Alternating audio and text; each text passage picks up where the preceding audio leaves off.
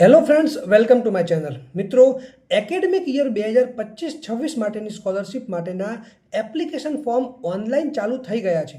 હવે મિત્રો, last year આપણે ઓનલાઈન કઈ રીતે એપ્લાય કરવાનું અને કયા કયા ડોક્યુમેન્ટ્સ જોઈશે તથા શું પ્રોસેસ છે એના વિશે ડિટેલમાં જાણ્યું હતું, જે માટેનો વિડીયો તમને મારી ચેનલ પરથી મળી જશે, જેની લિંક હું તમને કમેન્ટ સેક્શનમાં આપી દઈશ.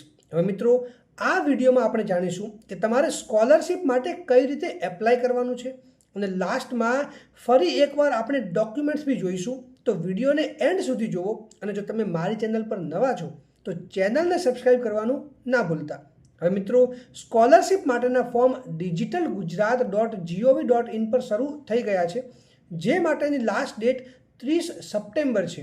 હવે મિત્રો, સૌપ્રથમ જો તમે ફર્સ્ટ ટાઈમ સ્કોલરશિપનું ફોર્મ ભરી રહ્યા છો તો રજિસ્ટર કરવાનું રહેશે અને રજિસ્ટ્રેશન કઈ રીતે કરવાનું છે તે માટેનો વિડીયો તમને મારી ચેનલ પરથી મળી જશે, જેની લિંક તમને કમેન્ટ સેક્શનમાંથી મળી જશે. હવે મિત્રો, તમારે રજિસ્ટ્રેશન કર્યા પછી તમારે તમારા યુઝરનેમ અને પાસવર્ડથી લોગિન કરવાનું રહેશે. ત્યારબાદ કંઈક આવી સ્ક્રીન ખુલશે. એના પછી તમારે સર્વિસીસમાં જવાનું છે, જેમાં તમારે સ્કોલરશિપ સર્વિસીસમાં જવાનું રહેશે.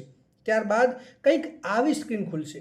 હવે મિત્રો, તમે જો ફર્સ્ટ ટાઈમ એપ્લાય કરો છો તો એ માટે તમારે મારા જૂના વિડીયોમાંથી માહિતી લેવાની રહેશે. પણ જો તમે સેકન્ડ ટાઈમ એપ્લાય કરો છો તો તમારે ફરીથી નવેસરથી એપ્લાય કરવાની જરૂર નથી. તમે અહીંયા રિન્યૂ જોઈ શકો છો, જેના પર તમારે ક્લિક કરવાનું રહેશે. ત્યારબાદ કંઈક આવી સ્ક્રીન ખુલશે, જેમાં તમે લાસ્ટ યર જ્યારે બધી જ ડિટેલ્સ ફિલ કરી હશે એ બધી જ ડિટેલ્સ તમને અહીંયા જોવા મળશે. હવે મિત્રો, તમારે પછી તમારો આધાર નંબર લખીને વેરીફાઈ કરવાનું રહેશે અને એના પછી તમારો રાશન કાર્ડ મેમ્બર નંબર લખીને એમાં ગેટ ડિટેલ્સ પર ક્લિક કરવાનું છે. એ કર્યા પછી તમારું નામ, તમારો રેશન કાર્ડ નંબર, આધાર કેવાયસી થયેલ છે કે કેમ એ બધી જ ડિટેલ્સ તમને અહીંયાથી જોવા મળી જશે. ત્યારબાદ તમારે અહીંયા OTR નંબર લખવાનો રહેશે. હવે જેમાં નીચે તમને નોંધ જોવા મળશે કે last time national scholarship portal પર OTR જનરેટ કર્યો હશે એ નાખવાનો રહેશે. હવે મિત્રો, જો તમને OTR નંબર યાદ ના હોય તો પછી તમારે national scholarship portal app download કરવાનું છે તથા તમારે એમાં લોગિનમાં જવાનું છે. હવે તમારે એમાં લોગિન યુઝિંગ આધાર કરવાનું છે, જેમાં તમારે તમારો આધાર નંબર લખવાનો રહેશે. પછી ત્યાં ગેટ OTP પર ક્લિક કરવાનું છે અને ત્યારબાદ OTP નાખીને પછી કેપ્ચા કોડ નાખવાનો છે, જેથી તમારું લોગિન સક્સેસફુલી થઈ જશે. ત્યાં તમને તમારો OTR નંબર જોવા મળશે. હવે મિત્રો, એ OTR નંબર તમારે અહીંયા નાખવાનો છે અને પછી ગેટ OTR ડિટેલ્સ પર ક્લિક કરવાનું રહેશે. ત્યારબાદ કંઈક આવી સ્ક્રીન દેખાશે, જેમાં તમે તમારું નામ અને બધી જ ડિટેલ્સ જોઈ શકશો. એના સિવાય જો કોઈ પણ ડિટેલ્સ તમે ચેન્જ કરવા માંગતા હો તો કરી શકો છો. જો એમાં કોઈ ચેન્જ ના થયું હોય તો તમારે ડિટેલ્સ ચેન્જ કરવાની જરૂર નથી. ત્યારબાદ તમારે સેવ એન્ડ નેક્સ્ટ પર ક્લિક કરવાનું છે. પછી કંઈક આવી સ્ક્રીન ખુલશે, જેમાં તમારે તમારી બેંકની ડિટેલ્સ નાખવાની રહેશે, જેમાં ઓલરેડી લાસ્ટ ટાઈમ જે ડિટેલ્સ ફિલ કરી હશે એ બધી જ ડિટેલ્સ તમને અહીંયા જોવા મળશે. તમારે બસ તમારું નામ ફરીથી લખવું પડશે. એના પછી તમારે સેવ એન્ડ નેક્સ્ટ પર ક્લિક કરવાનું છે. તો કંઈક આવી સ્ક્રીન ખુલશે, જેમાં તમે તમારી એજ્યુકેશન ડિટેલ્સ જોઈ શકશો.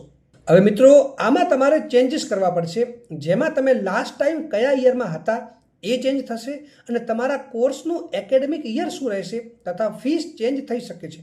તો તમારે એકવાર બધી જ ડિટેલ્સ ચેક કરી લેવાની છે તથા જે ડિટેલ્સ તમને લાગે ચેન્જ કરવા જેવી છે એ ચેન્જ કરી દેવાની છે. મિત્રો, પછી તમારે પ્રેઝન્ટ ક્લાસ સ્ટાર્ટ ડેટ અને કમ્પ્લીશન ડેટ લખવાની રહેશે, જેની ડિટેલ્સ તમને તમારી કોલેજ તરફથી મળશે. મિત્રો, તમારે પ્રીવિયસ પાસિંગ યર અને પ્રીવિયસ પર્સન્ટેજ જો લખવા હોય તો લખી શકો છો, પણ કમ્પલસરી નથી. એની નીચે તમારે તમારી એજ્યુકેશનની બધી જ ડિટેલ્સ એડ કરવાની રહેશે, જેમાં હું તમને એક એક્ઝામ્પલ આપી દઉં કે તમારે કઈ કઈ ડિટેલ્સ નાખવાની રહેશે. તો મિત્રો, સૌ પ્રથમ તમારે 10thની ડિટેલ્સ નાખવી પડશે, જેમાં તમારે પહેલાં 9th 10th સિલેક્ટ કરવાનું છે. પછી ક્લાસ ટ્રેડમાં 10th, પછી સ્ટ્રીમ બ્રાન્ચમાં તમારે જનરલ લખવાનું છે. પછી સીટ નંબર લખવાનો છે. એના પછી તમે 10th કયા યરમાં પાસ કર્યું એ લખવાનું છે. પછી તમારે કેટલા પર્સન્ટેજ આવ્યા હતા એ લખવાનું છે અને આવી જ રીતે તમારે અત્યાર સુધીની બધી જ એકેડેમિક ડિટેલ્સ ફિલ કરવાની રહેશે. એના પછી મિત્રો તમારે સેવ એન્ડ નેક્સ્ટ પર ક્લિક કરી દેવાનું છે અને ત્યારબાદ કંઈક આવી સ્ક્રીન ખુલશે જેમાં તમારે તમારી ડિસેબિલિટી લખવાની રહેશે. જો તમે ફિઝિકલી ડિસેબલ્ડ હોવ તો યસ સિલેક્ટ કરવાનું છે, ના હોવ તો નો. પછી તમારે ટાઈપ્સ ઓફ ડિસેબિલિટી સિલેક્ટ કરવાની છે અને એના પછી ડિસેબિલિટી કેટલા પર્સન્ટેજ છે એ લખવાનું રહેશે અને પછી સેવ એન્ડ નેક્સ્ટ પર ક્લિક કરી દેવાનું છે. એના પછી કંઈક આવી સ્ક્રીન ખુલશે જેમાં તમારે બધા જ ડોક્યુમેન્ટ્સ અટેચ કરવાના રહેશે. હવે મિત્રો અહીંયા તમને ઇન્સ્ટ્રક્શન જોવા મળશે જેમાં લખ્યું છે કે તમારે તમારા ડોક્યુમેન્ટ્સ જેપીઈજી, જેપીઈ, જેપીજી યા પછી પીડીએફ ફોર્મેટમાં અને જેની સાઇઝ 1000 KB યા પછી 1 MBથી વધારે ના હોય એ રીતે અપલોડ કરવાના છે. એક કાસ્ટ સર્ટિફિકેટ એટલે કે જો તમે SC/STમાં આવતા હોય તો એનું સર્ટિફિકેટ, યા પછી EWSમાં આવતા હો તો તમારે બિન અનામત અને EWS યા પછી એકલું UWS સર્ટિફિકેટ અટેચ કરવાનું રહેશે. 2 first page of bank passbook યા પછી કેન્સલ્ડ ચેક. આમાં તમારે તમારી બેંકની પાસબુકનું જે ફર્સ્ટ પેજ હોય જેમાં તમારો અકાઉન્ટ નંબર, એડ્રેસ વગેરે લખ્યો હશે એ, યા પછી તમારે તમારો કેન્સલ ચેક જે હોય એ અટેચ કરવાનો છે. 3 એના પછી આ યર તમે જે કોલેજની ફીસ ભરી હશે એની રિસિપ્ટ અટેચ કરવાની છે. 4 પછી તમારી પ્રીવિયસ યરની માર્કશીટ એટલે કે જો તમે LLB સેમેસ્ટર 3માં હો તો તમારે LLB સેમ 1 અને 2ની માર્કશીટ અટેચ કરવાની છે. 5 પછી તમારે ઇન્કમ સર્ટિફિકેટ યા પછી જો તમે ગવર્મેન્ટ જોબ કરતા હો તો તમારે ફોર્મ 16 અટેચ કરવાનું રહેશે. 6 એના પછી તમારે તમારું સ્કૂલ લિવિંગ સર્ટિફિકેટ અટેચ કરવાનું છે. 7 પછી આના નીચે તમને જેટલા ડોક્યુમેન્ટ્સ જોવા મળે છે એ બધા જ ઓપ્શનલ છે અને જો તમે અપલોડ કરવા માંગતા હો તો કરી શકો છો.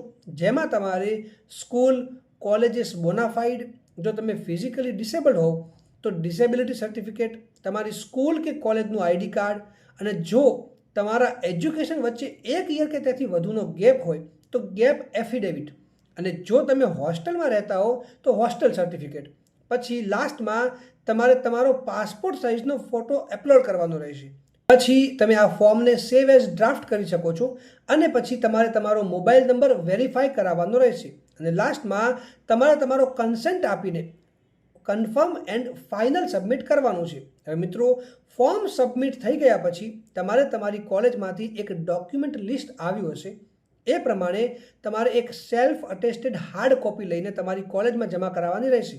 હવે મિત્રો જો તમે ફોર્મ સબમિટ કરી દીધું હોય અને તમને પાછળથી ખબર પડે કે ફોર્મમાં કંઈક મિસ્ટેક થઈ છે તો તમારે તમારી કોલેજ યા યુનિવર્સિટીમાં જઈને ફોર્મને ફરીથી અનલોક કરાવવાનું રહેશે. હવે મિત્રો એક ખાસ સૂચના કે જે સ્ટુડન્ટે લાસ્ટ યર ફોર્મ ભર્યું હતું અને એમને હજુ સુધી સ્કોલરશિપ નથી આવી તો પછી લાસ્ટ યર જે ફોર્મ ભર્યું હતું એમાં રિન્યૂ પર ક્લિક કરીને એ જ ફોર્મને ફરીથી સબમિટ કરવાનું રહેશે જેમાં કોઈ પણ જાતના ચેન્જીસ કરવાની જરૂર નથી. હા, જો તમારું આધાર KYC ના હોય, પછી રાશન કાર્ડ KYC ના હોય તો તમારે એને KYC કરાવવાનું છે અને બેંકમાં જઈને આધાર બેઝ પેમેન્ટ એનેબલ કરાવવું પડશે. હવે મિત્રો જો આના સિવાય તમને કોઈ બીજો ક્વેશ્ચન હોય તો તમે મને કમેન્ટ સેક્શનમાં પૂછી શકો છો અને આ વિડીયોને લાઇક કરો, વધારેમાં વધારે શેર કરો અને મારી ચેનલને સબસ્ક્રાઈબ કરવાનું ના ભૂલતા.